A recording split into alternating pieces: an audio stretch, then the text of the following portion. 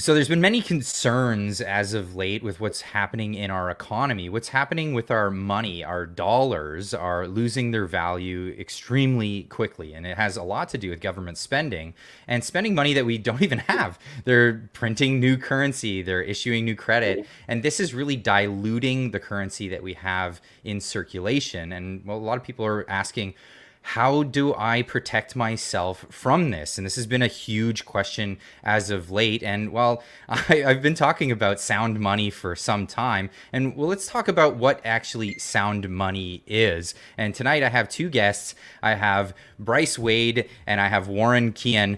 And we're talking about sound money, and they're from New World Precious Metals, and this is a great way of basically hedging your chances of having the government remove your money from your savings. Bryce and Warren, thank you for joining me today.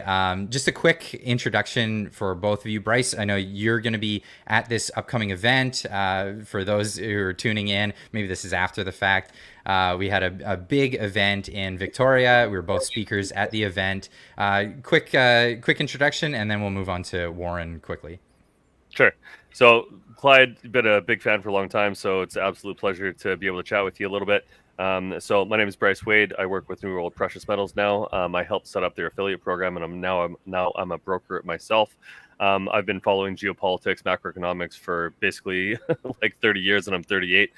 So a long time I've been thinking about the economy, why our system doesn't work. What are the problems that we're really facing, and ultimately what do we need to do about them so that we don't live in the communist hellscape that is planned for us. And so what that really brought me to is getting into gold and silver, because it's a hedge against all of the insanity of the world, and it's the oldest asset class in the world that's helped people protect themselves from the craziness of their time throughout history. And so I was lucky enough to meet Warren throughout my my business career, and now I work with him and New World Precious Metals. Thank you. And Warren, a bit about yourself.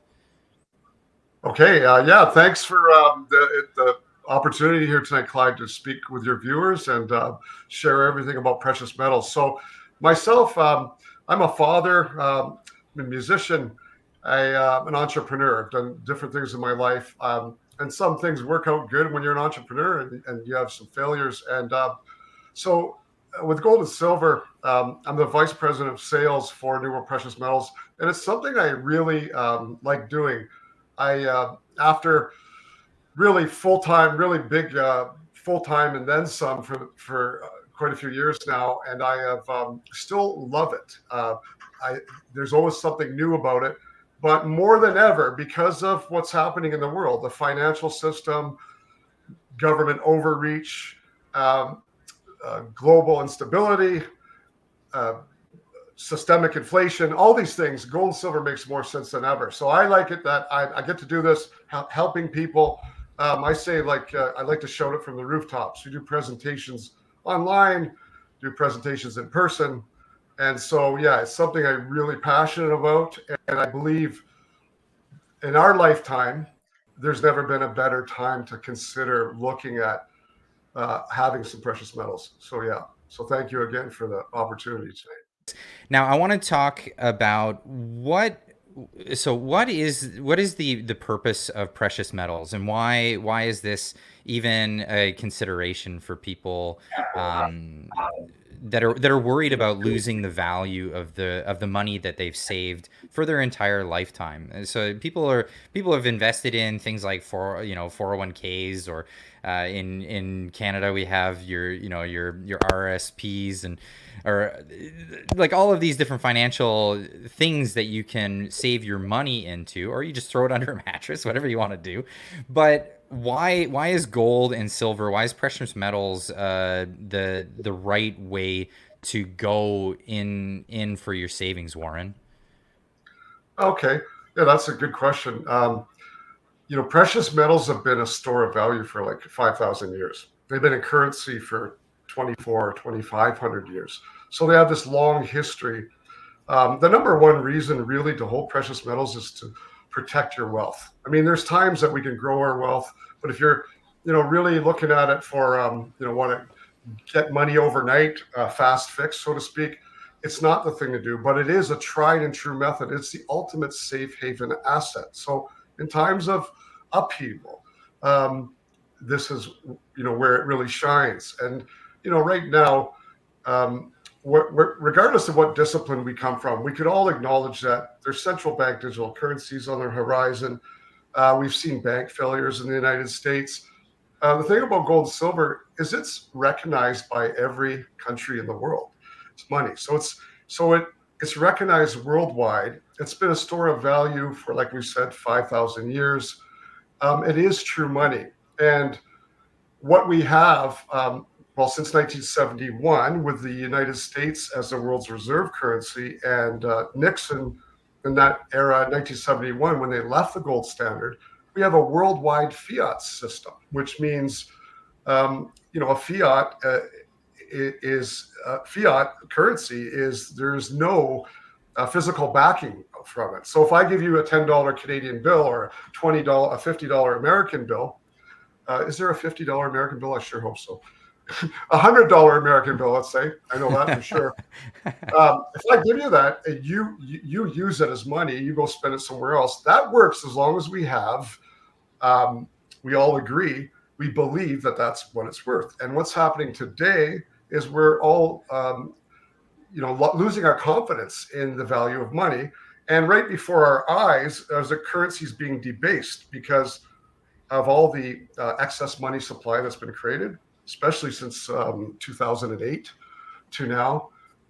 And so what's leading to you and I, the individuals, is our currency is worth less and less and less. So that's another thing, is gold is and silver are known for, is a hedge against inflation. It often has an inverse relationship to the stock market. Not always, but usually. So for example, when the stock market's really peaking and we've been in a bubble for quite a long time, gold and silver is maybe not that attractive. But sure enough, when the stock market starts crashing, that's when gold and silver takes off. But I guess overall, to sum this up and pass it on to the next person here, is it's the most tried and true way to protect your wealth throughout the centuries, and it still is today. We just don't. I think in North America, especially, we live under the almighty U.S. dollar. We've all prospered from this system, and we have recency bias. But in the last couple hundred years, we've had gold standards. In the United States, they had a bimetallic standard, gold and silver. So it's just recently that we don't have it. And unfortunately, there's only about 1% of the North American population that owns physical gold and silver. And this is what we believe is the best thing to do, is to own physical, not the paper-based, not ETFs, not gold certificates. So I'll just leave it at that, because I'll take away the whole real gold, actual physical gold that you can have in your hands, you can have delivered to your home, that kind of thing. Now, Bryce, how did we get here? How did we get to the point where our money is so worthless that we're considering going and purchasing a bunch of metal to store in a place, instead of having what we trust, we've always trusted. For the longest time, Canadian citizens always, the Bank of Canada, reliable institution, the government, reliable institution. Why? How did we even get to this place? Good question. So I'll answer that in two parts, with what is happening and how did we get there as a second part. So what is happening, right? You have to understand what a currency is. Okay. So a currency, when you break it down to its base, the actuality of what it's an intermediary, right? So all economy is based on the idea of exchange, right? So when you make a deal with me and you give me $10 for a candy or a chocolate bar, or whatever, you're giving me money, and I'm using that money as an intermediary for me getting something else. So that was barter first, right? So you had some rocks and I had some sticks, and we traded rocks and sticks to put them together, whatever we needed to do, whatever we wanted back in the day, right? And so eventually we graduated, if you will, to something that was an intermediary. So that could be literally anything. It could be seashells. It could be rocks. It could be sticks. It doesn't really matter what the interchange like what Warren was saying, we agree that there's value. Sorry to interrupt, but like this is a thing that I've been speaking about on our channel, on this channel for a long time, and this is how in a barter system, there's a double coincidence of wants that needs to happen. And Dr. Walter Block, he's an economist that I followed for a long time, and he would say, in order to have trade, you'd have to have, for example, a chicken wanting pickle farmer wanting to trade with a pickle wanting chicken farmer. And if you don't have that exact equation, then you're going to have some sort of other means of exchange, or a medium that in which you can exchange that other people will trust, and other people will say, yeah, I'll take that commodity and I'll use that to trade for the things that I actually want, because I know that it's got some sort of store of value. So, I mean, I just don't, that came to mind, so I just wanted to point that out. But yeah, continue, please. No, yeah, and that's a good example. And so with a barter system, basically whatever resource you have has to be valuable enough to somebody else that they're willing to trade whatever other resource they have to make that exchange, to make that deal, right? And so what money was and what it was used for originally is for it to be an intermediary of resources. And so you have to connect that value and have some sort of standardized level of value so that everybody understands what everything is priced in. So our modern economy essentially works on debt, right? And that is essentially, in very short and summary form, why we are where we are. And so if you bring up my screen for a second, I'll show you this. That this is what Trudeau has done in the last 4 years. He's printed more money. He's literally doubled our debt. And so what that does is that decreases the value of all of the previous money. So let's say you've got $100 in your account and I've got $100 in my account, and Warren comes in here and he printed $500. Well, automatically he can buy up anything that he wants. He can buy up all of our stuff. He's like, hey, you want $150 for all your stuff? And he gives us each $150, more than we thought we had of whatever value we had in our $100, right? And then he has control over all of that money, right? Because or resources technically, right? And so what's really happened, and he gets the benefit of the full value of what it was worth when he printed it too, right? Right, So exactly. That sucks, because then it dilutes it. So if you double the Exactly. money supply, wouldn't make your every dollar out there worth only 50 cents? Exactly. Well, not quite, because there's a process to it. So I'm simplifying this like considerably. But that is what causes inflation, right? So you have all these liberal people that are like, oh, inflation's bad and this and that, and they don't even understand how inflation works. Inflation is caused by printing money. That is how it works. And the reason for that is that all of the money that we have in our system is printed at interest into the system. So for every dollar that's in everybody's pocket, there is an amount of money that is owed at interest to the central banks, which is where money comes from. So to answer your question, why are we here? You have the central banks that control how much money is printed, and the government that can essentially print almost unlimited amounts of money. Chrystia Freeland just tried to raise our debt limit to $2.1 trillion. So that gives you that tells you that they have the express intention to hit that limit, which is currently $1.8 trillion. So they want to print another $600 billion of our money to do whatever the hell they're trying to do with it. So that aside, right? The amount of money that we printed, we owe money on. We now pay in Canada more money on the debt that we have, so to service the debt, it's called debt servicing, than all of the GST that is collected every single year. We also pay that amount is more than all that we spend on healthcare and all that we spend on the military, separately. So it's about $50 billion a year. Insane. So we're spending more on servicing the debt that was caused by Trudeau and his band of merry morons to create something in the economy that was ineffective, right? So there's this idea in the economy, right, that if I take out a loan for a business, I'm going to go do something with that loan, right? I'm going to go do something in the economy. Well, if that business fails, all that money and all that debt is now worthless, essentially. And so what's happening is that all of the money that we've pumped into the system is now doing something. What did it do? Where did it go? Who's in control of it? Who got it? Who benefited? Who didn't benefit, right? So these are all questions, right? But ultimately, what we're dealing with is the ineffective use of our money and money printing. And so to answer your question in totality now, how we got here is basically ineptitude and lack of accountability for the people that are supposed to be managing our finances, which is, supposedly the government. But that's really not true anymore either, because you have central banks that have a big piece of the authority over that. Now I've heard that gold, for example, over the millennia, like 1,000 years ago, you could buy a fine tailored suit for about an ounce of gold, and about 150 years ago, you could buy a fine tailored suit for about an Hmm. ounce of gold, and Yep. today you could buy a fine tailored suit for about an ounce of gold. So it seems to me that gold seems to, and mind you, the price of that fine tailored suit changed all throughout history. The a dollar 150 years ago was a lot more valuable. I think, what was the value of gold to a dollar? 27, $30, something like that. And then So and then and then now it's what, in the thousands. It's crazy. yeah, so Warren has a really good image for this that I'm sure he's looking for right now. But let me just give you an overview of that. So in 1929, okay, there was the price of the price relationship from dollars to gold was set. It was a strict number, which is what shows at the more or less at the top there. So up until that time that he's showing at the top there, which is 1930, the price of gold, or sorry, the price of gold was set at $24.50. So for every $24.50 of US dollars that you had in your hand, you could go get an ounce of gold. And after the Wow. the depression in 1929, which ended about 1934, they repriced after.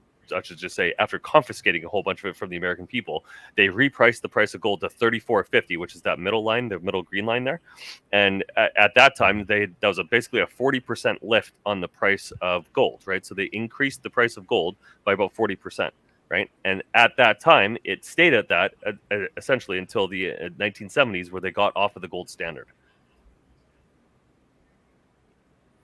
And then it crashed. I mean, well, the dollar crashed. It looks like the price of the Yeah, dollar crashed compared to gold. And this is kind it's of my argument, is okay. We're in a situation where the commodities don't really change in respect to gold. So, like, if you want to buy a fine tailored suit, it's been the same, an ounce of gold for a century or more. But yet our dollars compared to other commodities are losing value at an exponential rate. It's crazy how quickly they're losing their value. Yeah, if I could jump back into that slide just for a minute, and I got another one I'd show you to just Absolutely. finish that. So that so in the 70s we have like this piece right here. 70s we have a situation similar to today. We had the Vietnam War in the 70s. This was when the United States really started living beyond its means, Yep. and governments throughout millennia have done that, right? The Romans, the Greeks, 4000 All BC, of them. the fall of Athens. It's a thing. Eventually, they overspend, live beyond their means. So this was going on in the 70s. We had that inflation like we have now. They killed at that time with really super high interest rates, 20% interest rates at one point. They don't have that luxury now because our sovereign debts are way too high at 35 trillion now for the United States, growing at a trillion every 3 months. In Canada, what are we at? 1.2 trillion. Yep. And those statistics that Bryce gave us about, the healthcare, like in the United States, the statistic is something like the interest on the national debt is now a little bit above what they spend on the military to defend Yep. the whole country, right? So, It's so insane. this situation now, we have systemic inflation. We have wars, unfortunately, around the world. So similarities between the 70s when you had this great big loss of purchasing power of the dollar. But look what happened to gold. It just started tracking up there, and you know, it even increased its purchasing power a bit. This second slide tells a story, similar story, but in a different way. So this is representing the events that happened since 1913 when the dollar was created, the Federal Reserve was created, and these pink lines represent different events. But the long and short of this is that, like what you guys have just said, the dollar has lost so much of its purchasing power, down to 3% now. There's a statistic. You need $29 today. What you could purchase the amount of goods for $1. And like you use that, Clyde, that analogy with gold, and that one makes sense to me too. You could buy a suit bottle of champagne and go out for dinner with 1 ounce of gold in 1913, and you can still do the same today, because what in Canada we're at it's $3,300 approximately for the spot price of gold in Canadian money, and you can do all that. So yeah, the story what we're talking about here is the purchasing power. It's very real. We're losing it daily in fiat currency denominated assets, where we have gold is doing the opposite. And gold recently has been hitting its all-time high, and it's doing that against a backdrop of a high dollar. And that's not usually what happens. When the dollar is really high and people flock to it, they usually, we see downward pressure on gold. But we've seen this recently, the opposite, which tells you that people are concerned about the other things, like, well, the very system collapsing, or just geopolitical upheaval, what's going on in Israel, Ukraine, everywhere else. So yeah, the purchasing power is very big. This is the story. This is, if anything, I'll just repeat what we said before, using off the backs of what YouTube both said, is the number one thing to do that it does, precious metals, is preserve your purchasing power. It has done that through millennia. Yeah. Mm-hmm. And if I could piggyback on that for a second. So if you bring up my screen for a second, there's something that's very important that everybody should realize if they haven't heard yet, which is the US dollar, the US petrodollar. So the other slide that we just showed you about 1970 was when there was a major change there. So in 1971, the US dollar went off of the gold standard, and they needed to generate demand for the US dollar, which was synthetic demand because it wasn't natural anymore, because people were basically getting rid of the US dollar because everybody knew that they were now not connected to gold. So like, what are we going to do? And so they sent in Henry Kissinger, our good globalist friend, into Saudi Arabia, and they made the deal in Saudi Arabia on June 9th, 1974, which is a 50-year contract that just ended on June 9th. That was essentially that the Saudi Arabians would price exclusively all of their oil sales in US dollars, which basically meant for the rest of the world that was trying to industrialize, they had to buy US dollars to get oil. And so what this did is essentially generated a massive amount of demand for US dollars because they had to use it to get oil. And at one point, the US dollar was used in 80% of international transactions. Right now, it's down to about 60%, and it's falling.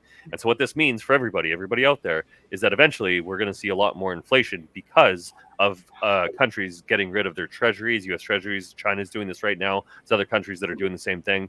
And there's no buyers for additional US debt that the US is printing all over the place to fund these wars and all the other dumb stuff that they're doing.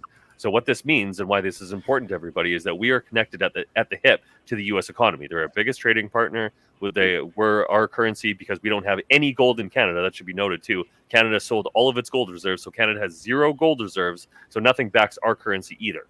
And what this means ultimately is that this is a very precarious situation as we're going into a major recession and a major World War III. And so I don't want to leave everybody with a black pill. I'm all about solutions. And so the reason that I got into gold and silver with New World Precious Metals is because historically, like we were saying with the relation of resources, it is a guarantee that you can have an intermediary for whatever currency or whatever resources you're eventually going to need. So whenever people ask me, what do I do with my money if I'm trying to protect myself? The number one thing is hard assets: food, water, protection. Hard assets like real estate, a factory, something that produces something valuable is number one, because that's what you're ultimately trying to get to, right? But the second to that is gold and silver, because it's a guarantee that your money is protected and it's in something that is physical, that can't be a button pushed and all of your assets taken. And in Canada, this is something that's important too. We have what's called bail-in legislation. And so I probably most people won't know what this is. So a bailout is what we did in 2007, which is basically the bank is insolvent. So the bank is collapsing, right? So the government was like, hey, we'll give you a bunch of our people's money, our money, essentially, which is the government puts money inside the bank and the bank gets stabilized. That's what it's called, a bailout, because the money comes from outside of the bank. A bail-in is the opposite, where all of your assets, i.e. John Q. Public and everybody else that puts their money in a bank, has all of their assets inside that bank. And what the bank does and says, hey, we got problems. Thanks for putting all your money here. We're taking it, and we'll give you a bunch of credit or stock in the bank that's probably worthless because they're collapsing. and then they take that money and essentially capitalize the bank with your assets. And so with gold and silver held outside of the system, they can't do that. That's incredible. Socializing all the losses on Yes. to Johnny Taxpayer, essentially. Yes. So, wow, I had no idea. And here's the thing: like people don't realize they think that we're protected. They think that somehow we're immune from all of these things happen. It wasn't that long ago. I mean, it may be far in people's minds because they weren't around at the time. But in Weimar Germany, they went through a similar situation. They were indebted like crazy, and they decided, hey, you know what we're gonna do? We're gonna monetize this debt. We're gonna do a soft default, where we're not defaulting on it, but we're defaulting on it because we're just gonna print a bunch of money that ends up making everything else worthless. They called it the hyperinflation of Weimar Germany. It happened then. It led to economic turmoil for people. They got wiped out completely. It's not that it hasn't happened in recent times. It happened only in, I think it was like 2000 something in Zimbabwe, of all places. Yep. They did the same thing. They monetized the debt. They just print a bunch of money, and then everybody who had savings in that country in those dollars wiped out overnight, just completely. You still have your savings of $100,000, but you can get a $1 trillion bill at the bank that won't buy you a loaf of bread. Like that really is something that occurred. And like, how likely is that could happen here? Is it maybe not? Maybe that's an extreme situation, or maybe that's down the road for us here in Canada. Yeah, You can take that, Warren, then I'll hop in after. Okay. That is one possible scenario to get out of the predicament, right? So is to inflate and get hyperinflation. So you're going to inflate away the debt. So that's the way to do it, right? That is a possible scenario.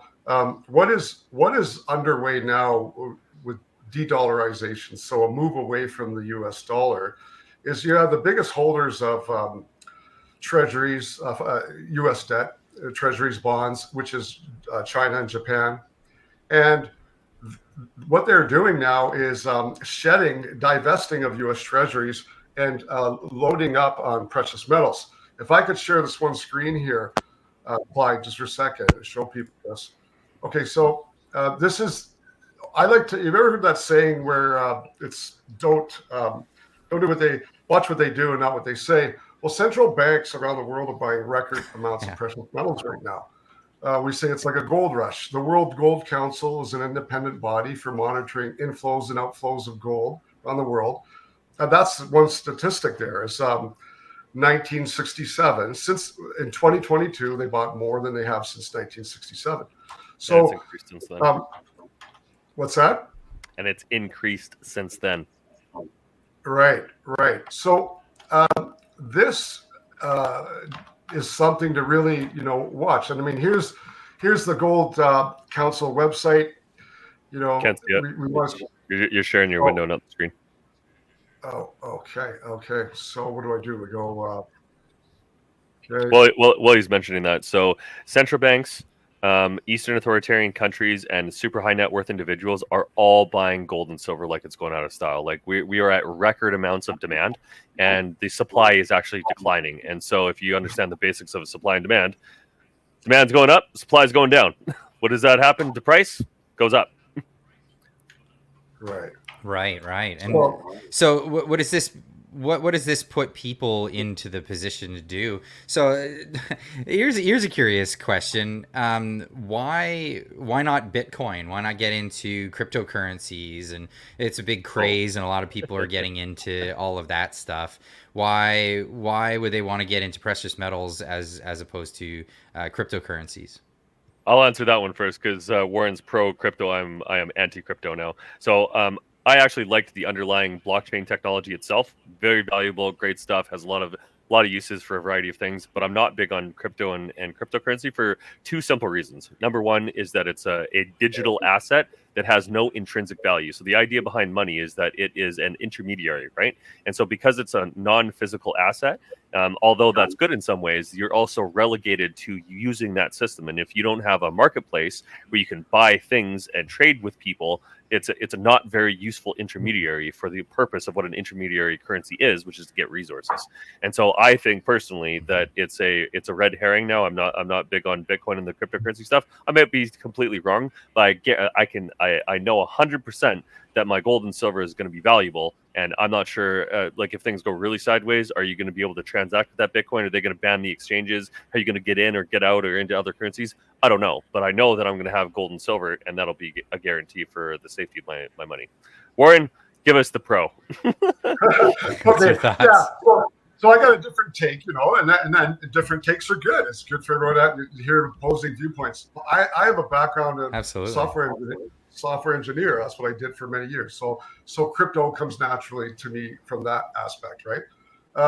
One thing with Bitcoin in particular, people are calling it now a digital store of value, is that it has a finite supply, right? 21 million Bitcoin, and that's it. We're done.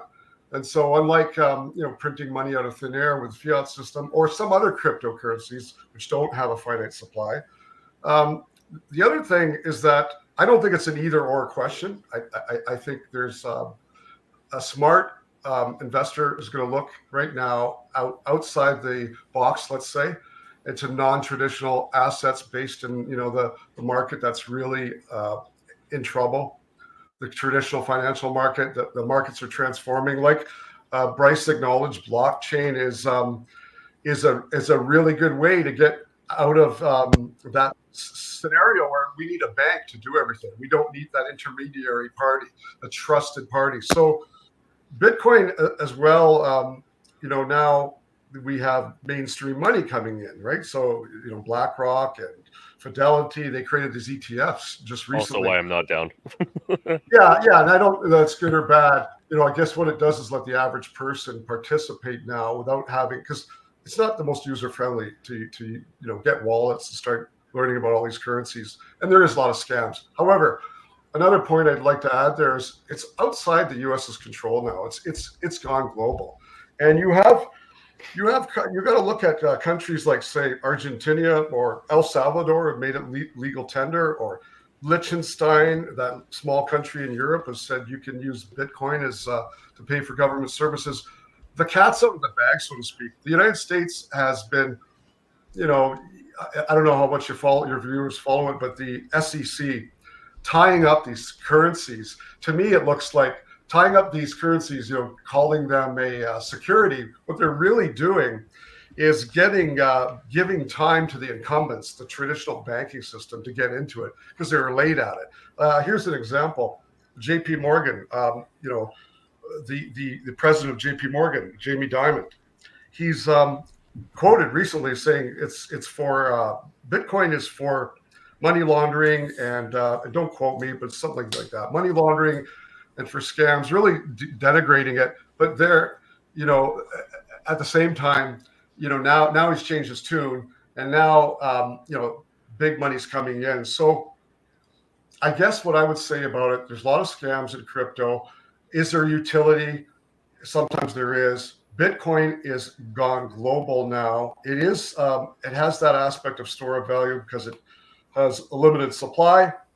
But I acknowledge what Bryce is saying too. It's dependent on the internet. But I think it's a thing where that's happening, whether we like it or not. And so I would tell people to participate in it in some way.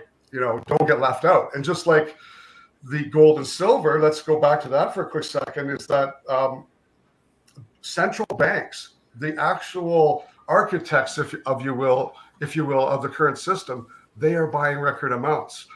So if they're doing this, why don't you and I?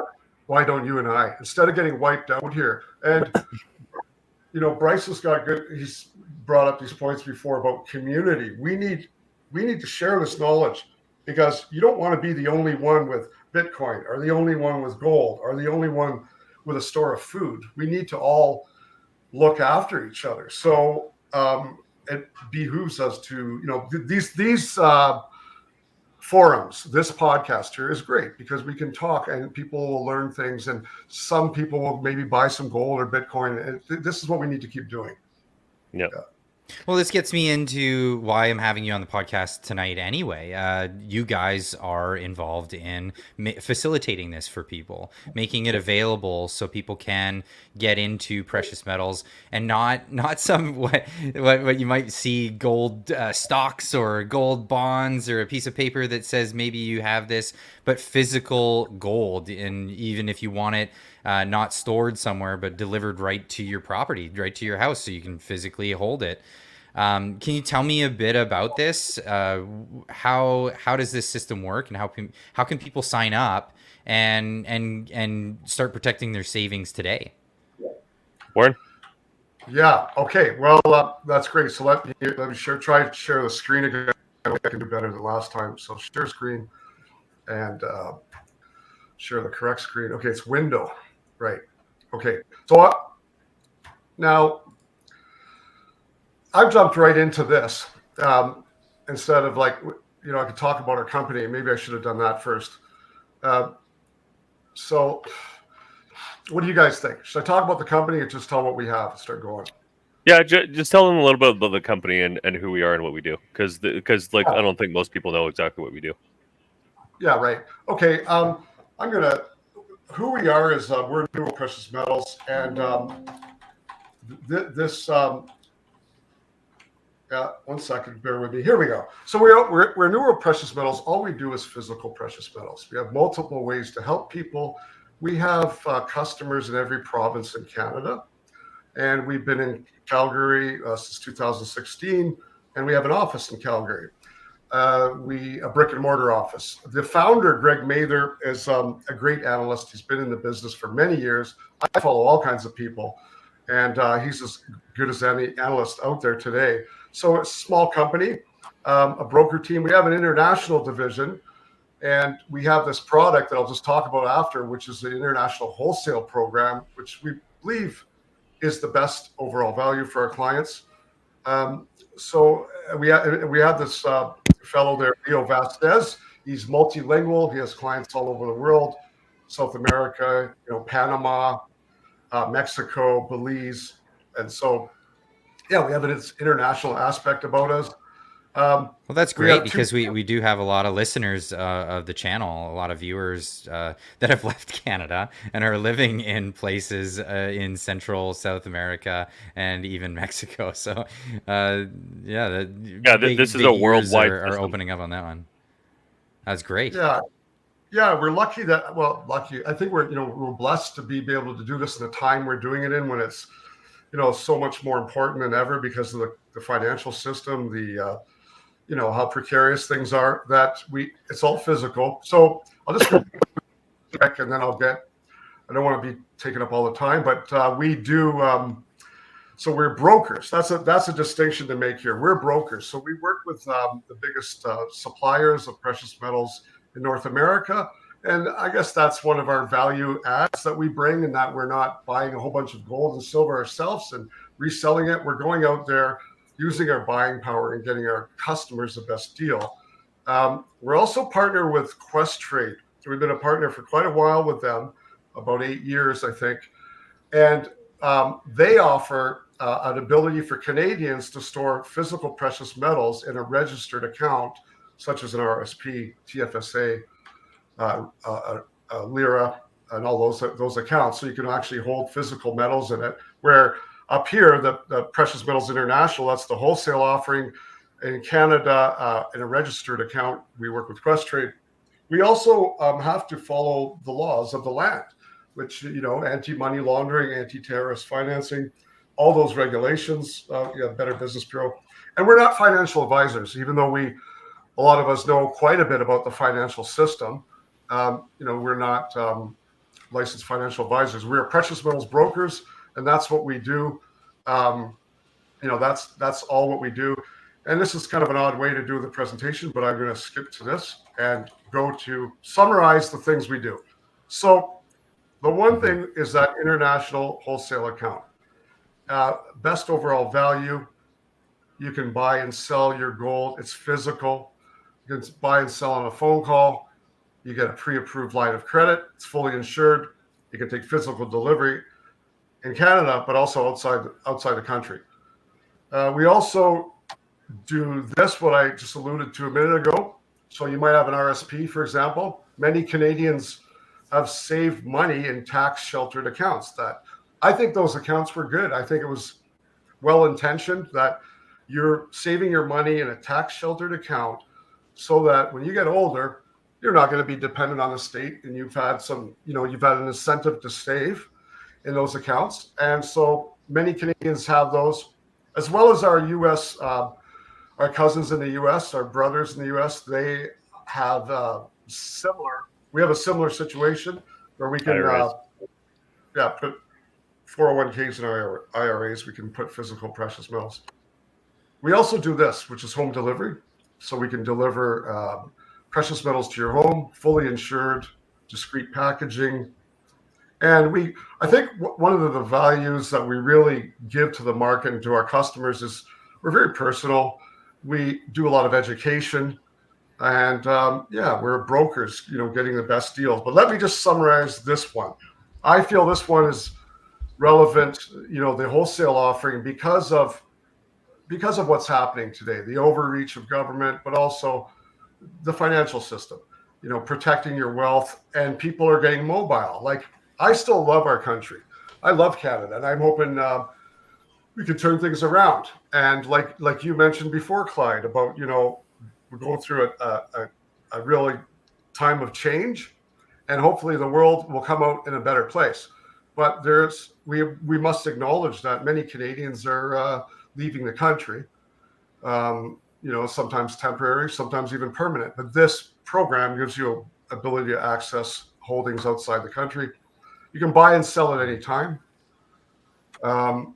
You can get your bullion physically delivered. So it's vaulted for you, but maybe you want it physically delivered. You can get it delivered to you in Canada or outside the country. You can see your account all the time online. There's storage around the world. Now, there's storage in Canada, the United States, the Caribbean, Switzerland, Singapore, Australia, and Hong Kong. And we have this kind of level storage. So you want, the high storage facilities. And that's the one in Canada is state of the art, and it's seismic detection and all that stuff. This is kind of unique about it. You can borrow against your holdings because they have your physical metal vaulted. You can borrow against it, and that's a line of credit. There's no questions asked, and you can use that. We like that. It is a wholesale program, so I like this part about it. It's very honest, as I say. The prices are there. They are 5 to 7% above spot price, 3 to 5% above spot to sell it, and you compare that to, say, like an exchange. Like today, I looked at silver to buy a 1 ounce Royal Canadian Mint silver. I think it was 15%, 14 point something above spot price. So the prices are wholesale. There is a storage fee, very, again, transparent. That's what it is, 1.4% per year, the storage. There is no other management fee, and it's fully insured by Lloyd's of London. Which is much, much smaller than inflation, even at its lowest, which is incredible. I mean, the inflation numbers that they're telling us recently, and we've been going over this on the channel. I mean, it's just manipulation of numbers. Inflation's well in excess of the numbers that they're giving us right now.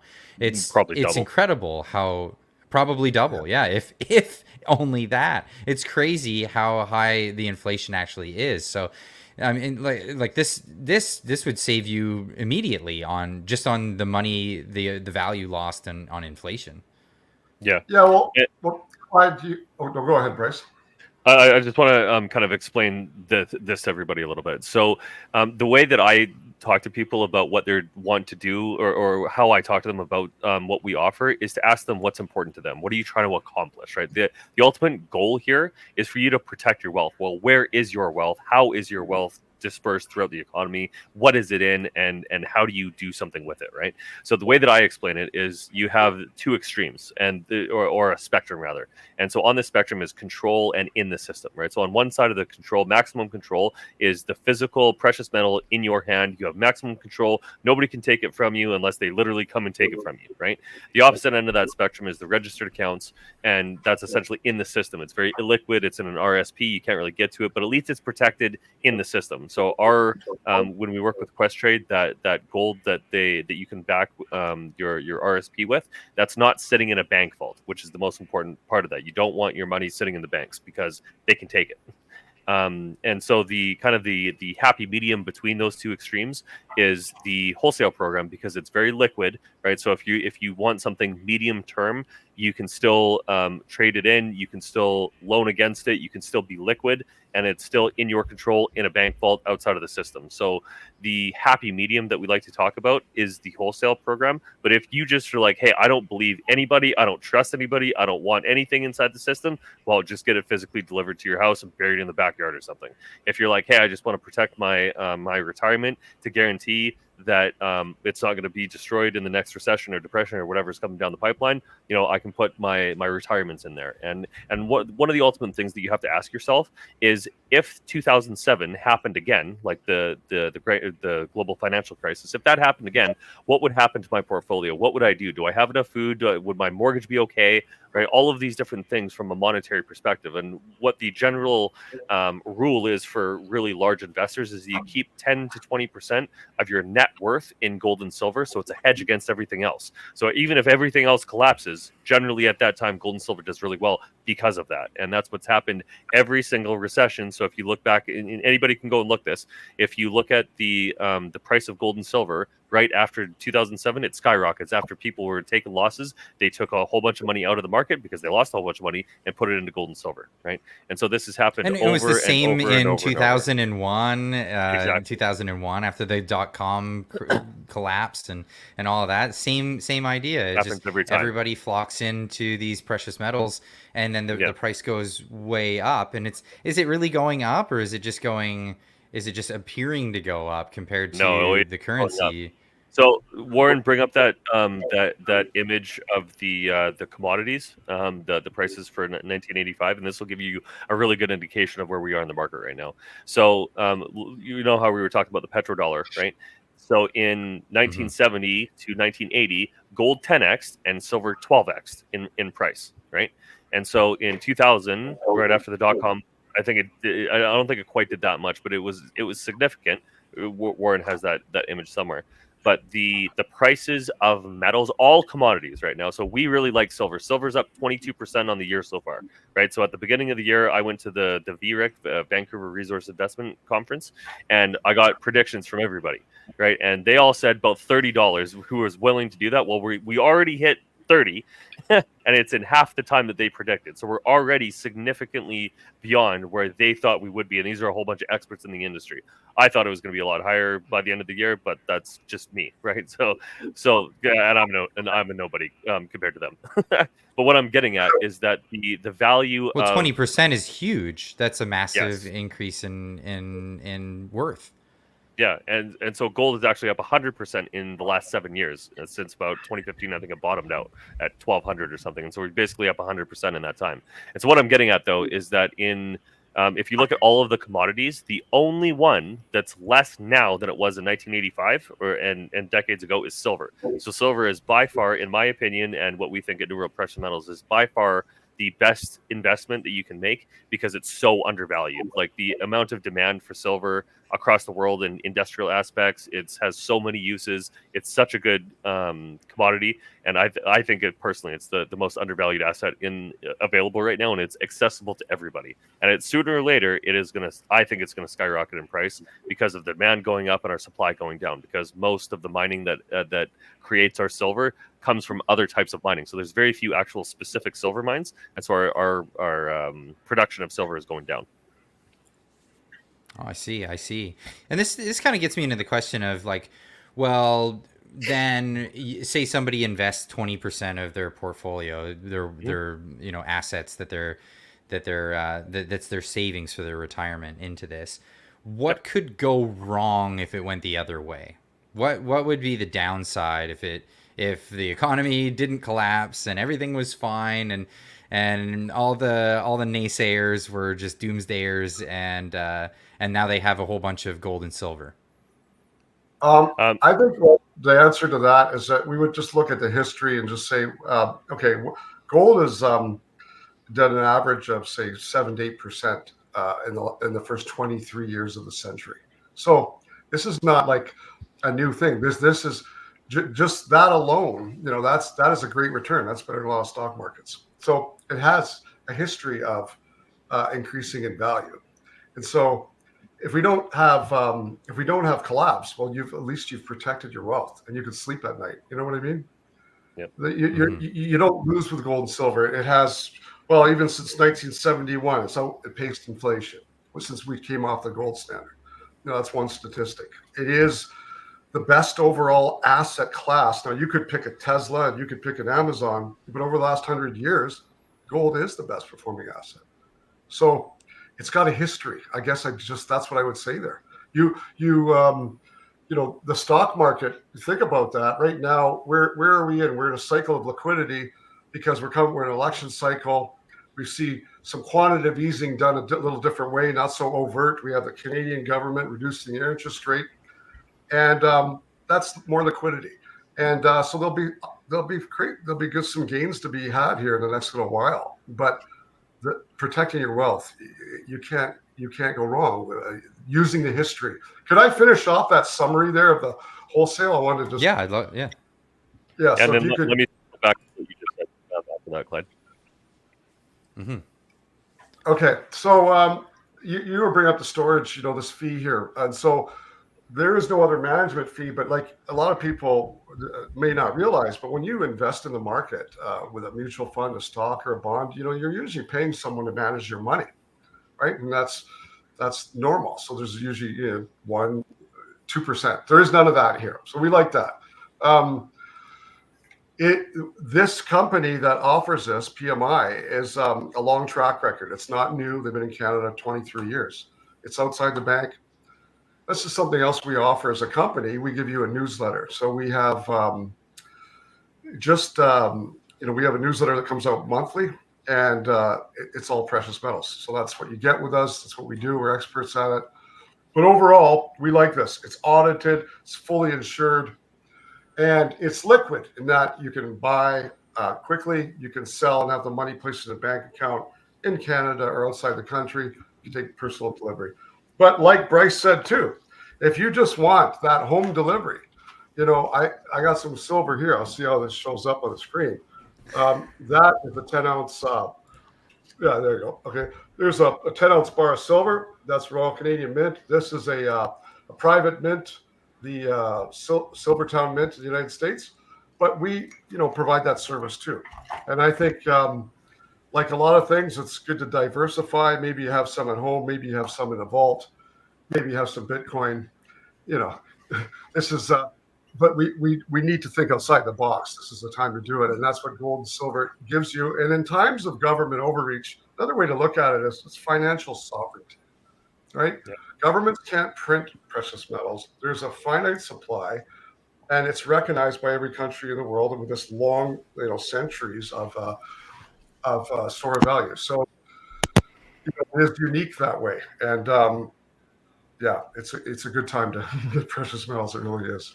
Well, didn't they always try to cheat the citizenry? Like even old emperors, they would like shave off the edges of the coin. Isn't that how we even have like ridged coins exactly now? Why. Because that is exactly that's why. what they used to do to lower the weights, and they'd keep more of it. And it's just they're always trying to cheat the average person who's just trying to make a living, just trying to save up for their retirement, and just like not even be a part of this whole system. Just like be yourself. And do all that. You wanted to add some more to that, Bryce, to what we were talking about just a minute ago? Yeah. So I know we're kind of getting up to the hour here. So let me just end on kind of two things. What are we facing, and ultimately, what are we going to do about it? Because this is the question that everybody that watches this, you have to ask yourself. These are problems that are beyond your control.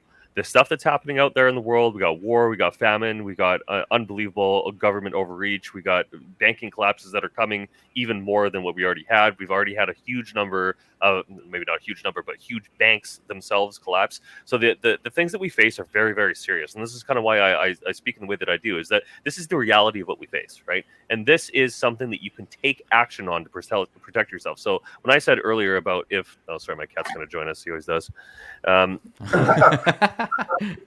Thanks, Kramer.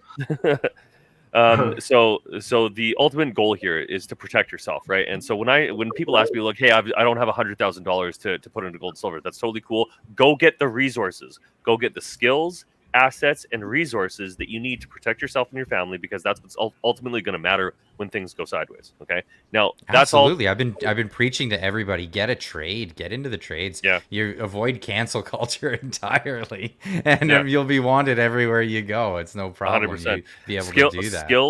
Skills are going to be the most in demand thing. Like we see all the things happening with the shots and all of the deaths. Like there's all sorts of things happening. Okay, but the thing that is always going to be valuable is what's going to keep you and your family alive, and that is a skill. That is your most valuable asset. Is what you do to make money, right? And so the gold and silver is to how to move that money that you make into something that you control and that's hard asset. The hardest thing that you can do is gold and silver, right? So can you bring up my my screen for a sec, because I want to show everybody this, because there's a couple different things I want to put together here. So this is a really good indication of what's coming. So on the left here you have the run up to the Great Depression, and you asked me earlier, why are we here, right? Well, this is what happens when you have central banks have unlimited printing power. So the reason that the U.S. dollar was so powerful before this is that they had a national, the Congress actually controlled the printing of the money. So they had, the government itself was responsible. It was called the greenback, which was outside of the control of the central banks, right? And so what happened in 1913 is that they created the central bank and they ran up all of the debt and they printed a whole bunch of money, and they got to the top of the market in 1929 and it collapsed. 90% drop. That's what happened, right? And so now, since about 2000 and that dot-com bomb, this is where we are now. Now this is a year out of date, okay? So but this fall is coming at some point. So I can talk all day about the problems and indicators and a whole bunch of different stuff. I'm just going to give you the summary today because we're kind of running out of time. But this is what the superimposing of the history is. The history is the red line. Now is the white line. So at some point this is going to happen. Okay. Now the important part here that I want to get to is this.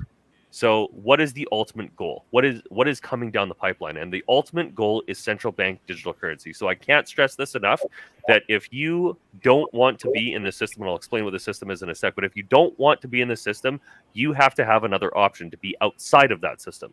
And you don't have a lot of options. So crypto, gold and silver, and cash are basically your three options to not be inside the system. And if they collapse the dollar and they collapse the system and they collapse the banks and they collapse everything, what are you left with? Cash, crypto, or gold and silver, right? Those are really the only three options that I personally see that you can still make a transaction other than barter. So if you can include barter, those are your four options, right? And so what our central bank, the Canadian central bank, has alluded to is they are moving forward with. They're testing this right now, and the reason that I brought up this guy, so George Gammon here, this guy is fantastic. Now I put up a QR code here, so you can scan this, but the name of this is the BIS Plan for the Global Central Bank Digital Currency. So this was released late last year, I think, but he does a really, really good overview. What is a central bank digital currency? How is it going to work? What is it going to do? And how is it going to affect you in your daily life? How's that transaction going to work? And so the BIS, just so everybody knows, is the Bank of International Settlements. This is the central bank of central banks, which essentially pushes all of the policies to all of the other central banks. They're owned by central banks and private banks. They're a private institution that basically administrates the global financial system. So if you want an enemy to look to, or the people that are screwing us over, these guys are it, because they're doing all of the policy that affects us from the banking financial system worldwide. Okay, that's the backdrop. Okay, so the ultimate question that you have to ask yourself is, what the hell am I going to do about it? Now, I did a presentation that I shared with Clyde about, what are we going to do about this? And this is how you have to look at everything. This is the process for you to figure out what you're going to do about this. And so the process is really simple: questions, answers, actions, results, and ultimately you have choices to make, right? And so the way that this works is you either start with a result that we have had, or you start with a result that you want and work backwards. So you say, hey, I want this thing to happen. How am I going to get there? What actions do I need to take to get there? And what am I going to do? Right? So to get that answer, you have to ask a whole bunch of questions. How does this work? What is that? How does this? What's that? All of those questions are going to tell you, what should I do next, right? And so what we try to do at New World Precious Metals is give people one of the opportunities to protect their wealth with gold and silver, and give you one of the options, so you have the ability to sleep at night and say that these guys aren't going to take all of my wealth. Okay. And so I did this. If anybody wants to look at this presentation that I did, this is it. But this is to me, this is the ultimate, the be all end all of everything that's happening. The enslavement of our species, it basically comes down to these four things that are interlocking. So digital IDs, number one; central bank digital currencies, number two; microchips in your hands, number three; and 15-minute cities, number four. If you have these four pillars of what do you call it? If you have these four pillars of enslavement, if you will, because that's what's on the screen. If these four things are implemented, you are and forever will be a slave. And the upshot to that is that anybody that's born into this system will never know the idea of freedom, because you will have total surveillance from when you're born. Before you even know anything, they will get rid of the idea of freedom, and you will never know anything else other than total slavery. And so this is really what we are facing. And so when I talked earlier about, where are we going, what are we facing, this is it. If you don't want to be under this system, you have to take action. The ultimate thing that I ask everybody for is do something, do anything at this point, because if you do nothing, this will happen, right? And there's lots of people on the internet that, myself included, that have recognized that this is an affront to our freedoms. This is a subversion of our sovereign sovereignty. And if we can't have freedom of speech, freedom of expression, freedom of what's the other one? Freedom of showing up was the other one. What's association? Yeah. Thank you. Yeah.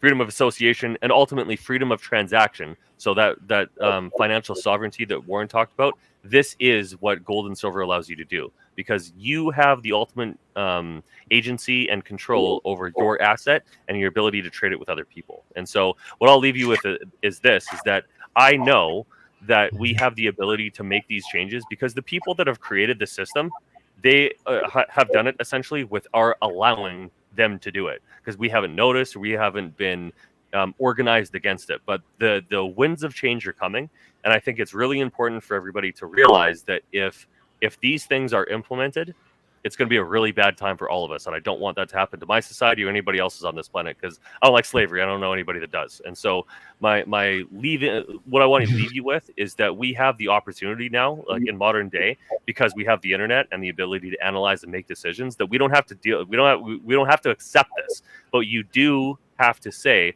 I won't accept this, and make moves and take actions to ensure that it doesn't happen. And that's ultimately what we're about, is that we want to give you the power. You make the decisions that you want to make outside of somebody else's control. And that's why I got into gold and silver originally, is because it's the ultimate protection against your ability to make transactions with other people. Wow, no, that's impressive. That it really is. So how can people get in touch with you guys and get set up and move forward, make some of these thoughts actionable? How can they go forward and do that? Click on the link below this video that Clyde has. Absolutely. Well, I could add there that to what we do, what our sort of go to market, or what our technique is. We meet with people, so have an introductory meeting, because people usually have a ton of questions, and we're educators too, right? So we're not. That's the best starting point. It's like meet with us. You book a time in our calendar. And then choose a time choose the time that works for you. With our calendars, we have multiple brokers, but it's always that first meeting. Sometimes I'll meet with people 3 or 4 times before they do any purchase. We don't want as a company to be, even though there is an urgency, we're not doing high pressure sales tactics and things. We want people to understand what they're doing. And a lot of times this is new to people, right? Like I said, that stat before, only 1% of the population in North America owns physical precious metals. Unlike some places in Europe, or in Asia, we see 15, 20% ownership. It's what they've done through centuries because they have seen currencies come and go. And just so all the viewers know, what's happening now is not, it might feel like it's new, this debasement of our currencies. We've had 700 fiat currencies throughout human history, and they've all went to zero. This is not new. It's just we're seeing it in this modern age really accelerate here, right? But to answer the question, get a hold of us. I guess there's a link below, and book that meeting with us, and let's see if we have a solution that fits your needs.